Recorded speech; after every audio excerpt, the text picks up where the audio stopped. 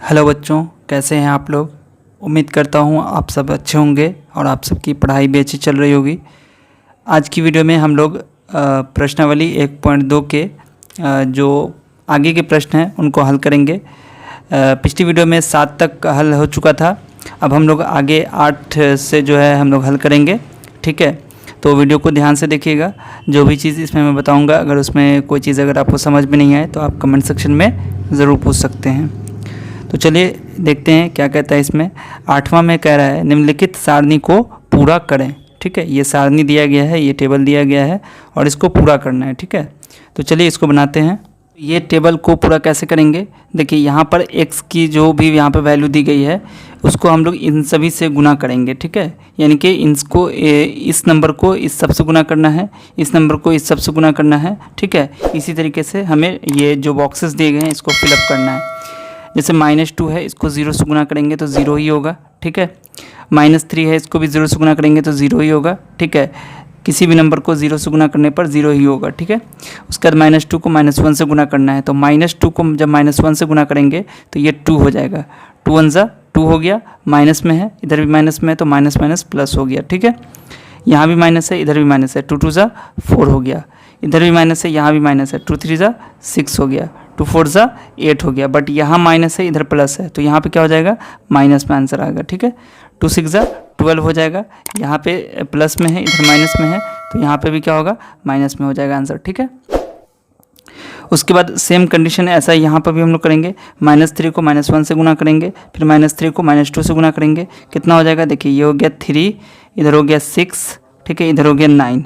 ठीक है, लेकिन यहाँ पर माइनस में है, इधर प्लस में है, एक ऋणात्मक है, एक धनात्मक है, तो यहाँ पर आंसर हो जाएगा -12 और यहाँ हो जाएगा -18। ठीक है, उसके बाद 4 से गुना करेंगे तो क्या हो जाएगा, 4 4 दूनी 8 हो गया और 4 तिया 12 हो गया और 4 चौका 16 होगा, लेकिन ये माइनस में होगा, और 4 छक्के 24 हो जाएगा, ये भी माइनस में होगा। ठीक है, उसके बाद -1 से जब गुना करेंगे तो क्या हो जाएगा, 1, यहाँ पे हो जाएगा 2, यहाँ पे हो जाएगा 3 और यहाँ पे हो जाएगा -4 और इधर हो जाएगा -1 को 6 से मल्टीप्लाई करने पर 6 आएगा और यहाँ पे माइनस लग जाएगा। 5 से मल्टीप्लाई करेंगे तो सेम आ जाएगा, यहाँ पर 5 इकाई 5 हो जाएगा, लेकिन यहाँ पर माइनस में नहीं है, यहाँ पर प्लस में है, तो यहाँ पे हो जाएगा -5, यहाँ पे हो जाएगा -10, यहाँ पे हो जाएगा -15 और ये हो जाएगा 20। 5 4 जा, यहाँ भी प्लस है, इधर भी प्लस है, दोनों पॉजिटिव है, तो क्या हो जाएगा, 5 चौका 20 और 5 छक्के 30। ठीक है, तो ये टेबल हमारा, ये सारणी पूरा हो चुका है। अब 9वां प्रश्न क्या है, निम्नलिखित में से कौन सत्य है और कौन असत्य है। तो -20 का योज्य प्रतिलोम 20 है। देखिए योज्य प्रतिलोम क्या होता है, जो भी नंबर दिया जाता है हमें उसमें माइनस लगा देना है। ठीक है, यानी कि जो भी हमारे पास पूर्णांक दिया गया है उसका अपोजिट पूर्णांक जो होगा, जैसे निगेटिव है तो पॉजिटिव हो जाएगा योज्य प्रतिलोम, पॉजिटिव में है यानी कि धनात्मक में है तो ऋणात्मक उसका योज्य प्रतिलोम होगा। तो यहाँ पर -20 है, तो -20 में जब माइनस लगा देंगे तो कितना हो जाएगा, 20 हो जाएगा, तो ये आपका हो गया सही। तो यहाँ पर लिखेंगे हम लोग सत्य। ठीक है, उसके बाद है किसी पूर्णांक का योज्य प्रतिलोम प्राप्त करने के लिए उसमें 0 से गुना करते हैं। नहीं, ये गलत बात है। योज्य प्रतिलोम प्राप्त करने के लिए हम लोग माइनस लगाते हैं। ठीक है, जो भी पूर्णांक दिया जाता है उसमें हम लोग माइनस लगा देते हैं, तब हमें उस पूर्णांक का योज्य प्रतिलोम प्राप्त होता है। लेकिन यहाँ कह रहा है कि योज्य प्रतिलोम प्राप्त करने के लिए उसमें 0 से गुना करते हैं, जो कि असत्य हो गया, तो यहाँ पर लिखेंगे असत्य। ठीक है, 5 ऋण पूर्णांकों का गुणनफल धन पूर्णांक होता है।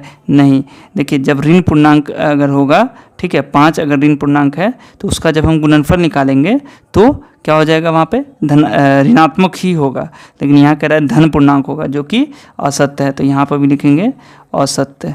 ठीक है, 4 ऋण पूर्णांक का गुणनफल धन पूर्णांक होगा, बिल्कुल ये सही है, तो यहाँ पर सत्य लिख देंगे। ठीक, देखिए ऋण पूर्णांक अगर विषम संख्या में होगा तो उसका गुणनफल ऋण पूर्णांक होगा, लेकिन अगर ऋण पूर्णांक अगर सम संख्या में मौजूद है तो उसका गुणनफल धन पूर्णांक होगा। ठीक है, -4 को जब 1 से गुना करेंगे तो -4 होगा, बिल्कुल ये भी सत्य है।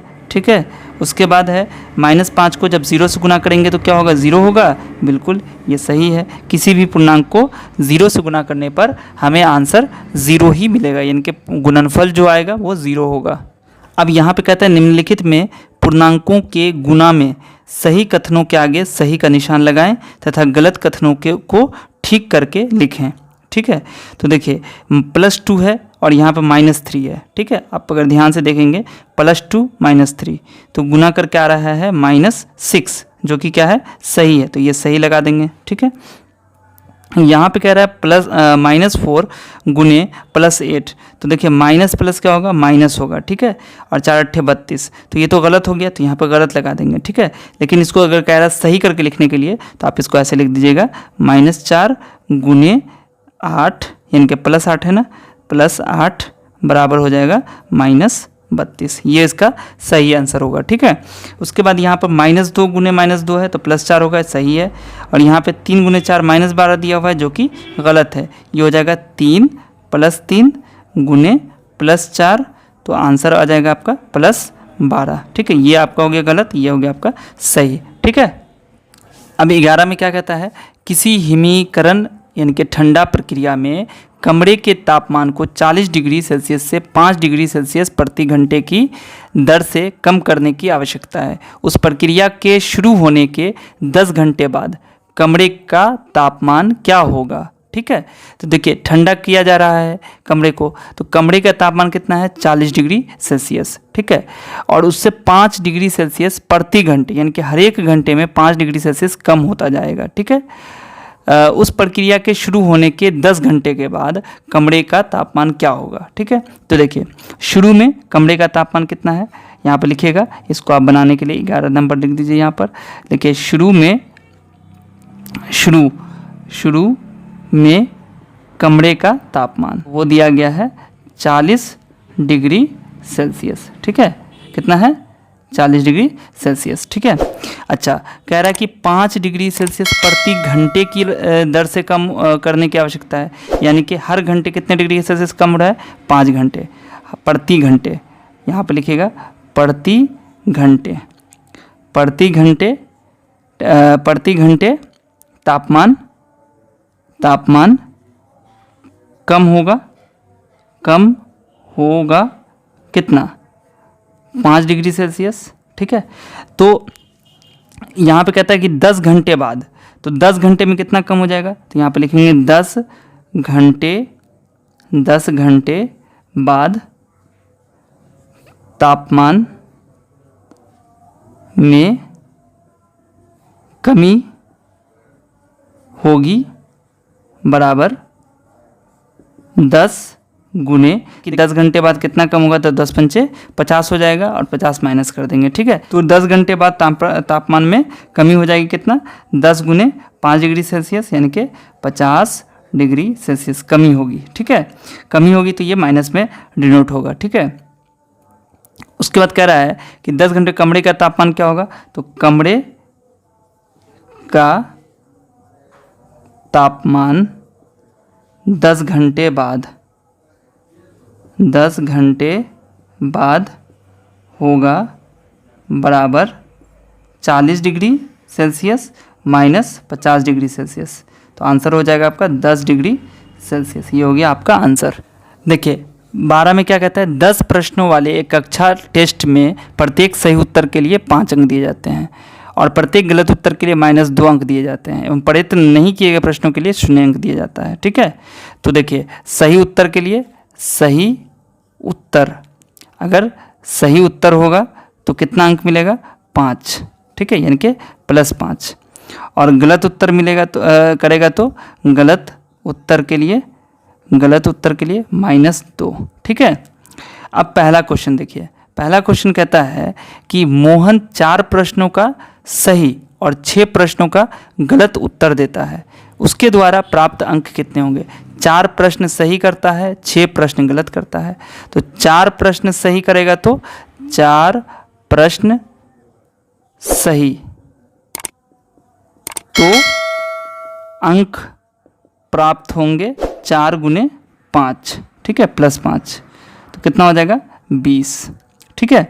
उसी प्रकार यहाँ पे कह रहा है 6 प्रश्न का गलत उत्तर, तो 6 प्रश्न गलत, तो अंक प्राप्त होंगे बराबर 6 गुने -2, कितना हो जाएगा -12, ठीक है। क्या है, उसके द्वारा प्राप्त अंक कितने हैं, तो यहाँ पर लिखेंगे मोहन के द्वारा मोहन के द्वारा प्राप्त अंक बराबर 20 प्लस माइनस 12 यानी कि 20 माइनस 12 यानी कि ये हो गया 8। ठीक है। दूसरा यहाँ पे क्या कहता है, दूसरा यहाँ पे कहता है रेशमा के 5 उत्तर सही हैं और 5 उत्तर गलत हैं, उसके द्वारा प्राप्त अंक कितने हैं। तो 5 सही उत्तर है, तो 5 सही उत्तर है, सही उत्तर, तो अंक प्राप्त होंगे, कितने होंगे, 5 गुने 5 यानी कि 25 अंक प्राप्त होंगे। और 5 गलत उत्तर है, तो 5 गलत उत्तर, तो अंक प्राप्त होंगे इज इक्वल टू 5 इंटू -2 यानी कि कितने हो गए, -10। तो यहाँ पे लिखेंगे इसलिए रेशमा को अंक प्राप्त होंगे इज इक्वल टू 25 प्लस -10 यानी कि 25 माइनस 10 यानी कि कितना हो गया, 15। ठीक है। तीसरा में कहता है हिना ने कुल 7 प्रश्न हल किए, उनमें से 2 के उत्तर सही थे, 5 के उत्तर गलत, तो उसके द्वारा प्राप्त अंक कितने होंगे।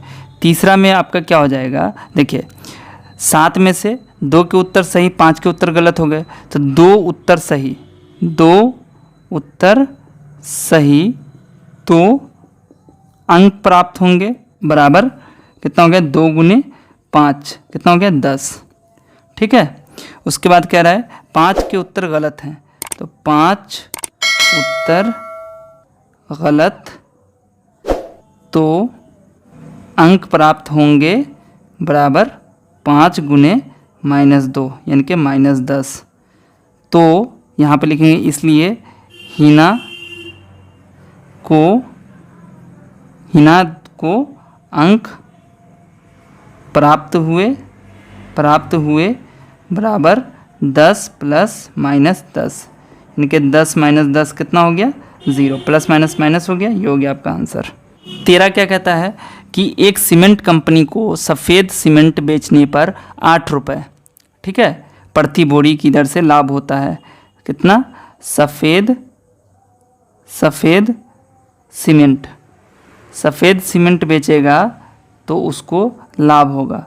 सफ़ेद सीमेंट बेचने पर 8 रुपये प्रति बोरी, 8 रुपये प्रति बोरी, ये क्या हो रहा है, लाभ।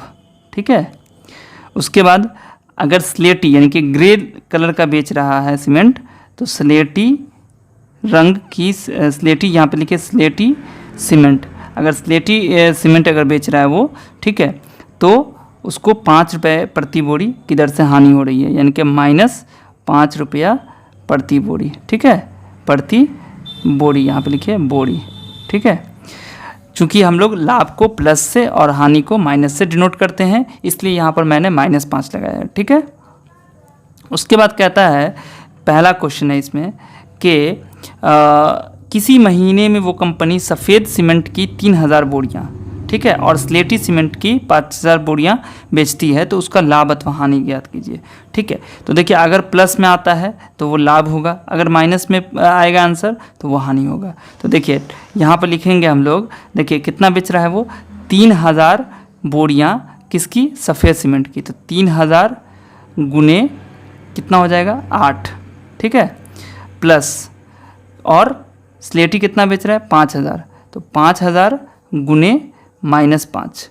अब दोनों को जोड़ के देखिए, 8 त्रिक हो गया 24,000, ठीक है, और प्लस यहाँ पे कितना हो जाएगा, 5 25,000, ठीक है, लेकिन ये माइनस में होगा, तो अब कितना हो जाएगा 24,000 और -25,000, तो कितना हो गया, -1,000 रुपये। ठीक है, ये आपका क्या हो गया, हानि। ठीक है, यहाँ पे लिखेंगे 1000 रुपये हानि, यहाँ पे लिखेंगे हानि होगी, हानि बराबर 1000 रुपये। ठीक है, यही हो गया आपका आंसर। अब अगला क्या कहता है कि यदि बेची हुई सफ़ेद सीमेंट की बोरियों की संख्या 6400 है, तो कंपनी की स्लेटी सीमेंट की कितनी बोरियां बेचनी चाहिए ताकि उसे ना तो लाभ हो और ना ही हानि हो, यानी कि यहाँ पर ज़ीरो आना चाहिए आपका। ठीक है, देखिए कहता है कि सफ़ेद सीमेंट की बोरियों की संख्या कितनी है। सफ़ेद सीमेंट कितना है, सफ़ेद सीमेंट 6400 है ना। सफ़ेद सीमेंट की बोरियां कितना है 6400। तो 6400 अगर वो उसने सफ़ेद सीमेंट बेच दिया है तो लाभ कितना होगा, चूँकि लाभ होता है बेचने पर, तो लाभ बराबर हो गया 6400 गुने 8, यानी कि 8 चौका 32, 8 छक्के 48, 3 51, यानी कि कितना हो गया ये आपका हो गया 51,200 रुपया। ठीक है, ये हो गया इसका लाभ। अब कहता है कि स्लेटी सीमेंट की कितनी बोरियां बेचनी चाहिए ताकि उसे ना तो लाभ हो और ना ही हानि हो। तो इतना लाने के लिए उसे कितना बेचना होगा ताकि उसको लाभ भी नहीं हो और हानि भी नहीं हो। ठीक है, फ़ायदा नुकसान कुछ नहीं हो। तो इसका मतलब ये होगा कि इतना ही रुपया उसको लॉस भी होना चाहिए। ठीक है, तो इतना रुपया लॉस होने के लिए कितना बेचना पड़ेगा, तो देखिए यहाँ पर लिखेंगे स्लेटी सीमेंट की बोरियों की संख्या बराबर हो जाएगा 51200 डिवाइड बाई 5, यहाँ पे -5 लिख दीजिए। ठीक है, या यहाँ पे आप सीधा 5 लिखिए। ठीक है, तो कितना हो जाएगा, 5 से डिवाइड करने पर ये हो जाएगा 10 पंचे 50, 5 दूनी 10, 4 पंचे 20, 0, इनके 10,240। इसको इस तरीके से भी बना सकते हैं हम लोग कि देखिए सफ़ेद सीमेंट की बोरी कितनी है 6400, तो 6400 बोरी बेचेगा तो उसको 8 रुपये का फ़ायदा हो रहा है। ठीक है, प्लस एक्स मान लीजिए कि वो स्लेटी सीमेंट बेचता है तो उसको जो है -5 रुपये के हिसाब से हानि होगी। तो यहाँ पे कह रहा है कि दोनों को बेचने के बाद ना तो उसको लाभ हो ना हानि हो, यानी कि 0 रुपया है। ठीक है, अगर मान लीजिए इसको पॉजिटिव में आता है अमाउंट तब तो उसको लाभ होगा, माइनस में आएगा तो हानि हुआ, तो यहाँ पे 0 रखेंगे। ठीक है, अब क्या होगा कि देखिए इसको गुना कीजिएगा तो कितना आ जाएगा 512। ठीक है, और ये 2 0 यहाँ पर पुट कर दीजिए और इधर कितना हो जाएगा -5x बराबर 0, तो कितना हो जाएगा 5x बराबर हो जाएगा -5x बराबर हो जाएगा -512, 0 0, इसको हम इधर लेके चले आए, माइनस माइनस कैंसिल हो जाएगा, x बराबर कितना हो जाएगा 512 0 0, यानी कि 51,200 डिवाइड बाई 5, तो आपका फिर भी उतना ही आंसर आ जाएगा 10 पंचे 50, 5 दूनी 10, 5 चौका 20, 10,240। ठीक है, x बराबर आ गया। x क्या माना था हमने, स्लेटी सीमेंट की बोरियों की संख्या। ठीक है, तो इस तरीके से भी इसको हल कर सकते हैं। अब जो आखिरी प्रश्न है इसका 14वां, उसको देखते हैं। 14वां में क्या कहता है, देखिए 14 कहता है एक विद्युत कंपनी प्रत्येक रंगीन टीवी पर 80 रुपये का लाभ कमाता है और प्रत्येक रेफ्रिजरेटर पर 60 रुपये का हानि होता है। ठीक है, यहाँ पर भी सेम क्वेश्चन ऐसा ही है कि 80 रुपये का लाभ कमाएगा जब वो टीवी रंगीन टीवी बेचता है, और अगर वो फ्रीज यानी कि रेफ्रिजरेटर बेचेगा तो 60 रुपये की हानि होगी। तो कहता है कंपनी 5000 रंगीन टीवी और 4000 रेफ्रिजरेटर एक महीना में बेचता है तो कंपनी को कितना लाभ या हानि होगा। तो देखिए अगर वो रंगीन टीवी बेचता है, यहाँ पे लिखिएगा रंगीन टीवी बेचेगा तो उसको क्या होगा 80 रुपया लाभ होगा। ठीक है, 80 रुपये लाभ। ठीक है, लेकिन अगर मान लीजिए कि वो रेफ्रिजरेटर बेच रहा है, रेफ्रिजरेटर, ठीक है, तो वो अगर बेचेगा तो उसको 60 रुपया क्या होगा हानि होगा। ठीक है, तो अब यहाँ पर देखिए पहला क्वेश्चन इसका कि अगर उसने 5000 बेचा क्या रंगीन टीवी, तो 5000 गुने 80 हो गया, प्लस रेफ्रिजरेटर बेच रहा है मान लीजिए यहाँ पर दिया हुआ है 4000, तो इसको क्या करेंगे -60 से गुना करेंगे क्योंकि 60 रुपये क्या है हानि है। तो कितना हो जाएगा 8 पंचे 40 हो गया और 3 4 0 माइनस 6 चौका 24 और 1 2 3 4 0। अब देखिए यहाँ पर कितना है 4 लाख है, यहाँ पर 2,40,000 घटा दीजिए, इसको कितना आ जाएगा 16 और यहाँ पर 4 0 यानी कि 1,60,000 रुपया। चूँकि ये बड़ा है ये छोटा है तो पॉजिटिव साइन रहेगा यहाँ पर, तो इसलिए हम लोग लिखेंगे कि लाभ होगा कितना लाभ होगा तो 1,60,000 रुपये का। ठीक है, ये हो गया आपका आंसर। बी में क्या कहता है कि कंपनी द्वारा 4000 रेफ्रिजरेटर बेचने पर कंपनी कितना रंगीन टीवी बेचे कि उसे न लाभ हो और न हानि हो। तो सेम क्वेश्चन है आपका, क्या हो जाएगा 4000, ठीक है, रेफ्रिजरेटर बेचेगा तो 4000 रेफ्रिजरेटर का कितना हो गया 60 रुपये हानि हो जाएगी 4000 बेचेगा तो 4000 गुने -60 प्लस मान लीजिए कि x रंगीन टीवी बेचता है वो, तो x गुने आपका हो जाएगा 80 बराबर हो जाएगा 0। तो ये कितना हो गया 2 4 यानी कि 6 चौको 24 और 1 2 3 4 4 0 डाल दीजिए प्लस 80x यहाँ पर माइनस रख दीजिए बराबर 0। तो 80x बराबर हो जाएगा 24 और यहाँ पर 4 0, ठीक है, यानी कि 2,40,000। तो ये हो जाएगा 24 पर 4 0 यानी कि 2,40,000 बाई 80, ये कैंसिल हो जाएगा। तो 8 त्रिक 24 1 2 3 यानी कि बोरियो की ये कंपनी द्वारा कितना रंगीन टीवी बेचना चाहिए, यहाँ पर लिखेंगे हम लोग रंगीन